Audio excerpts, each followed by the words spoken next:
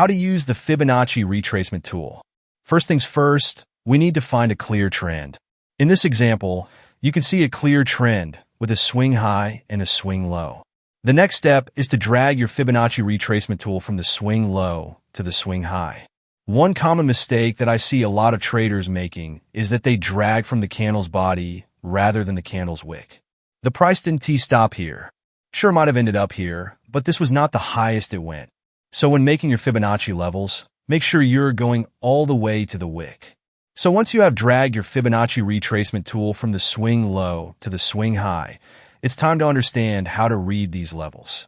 So with the specific settings, you're going to have 6 levels. The 0% level is basically your starting point.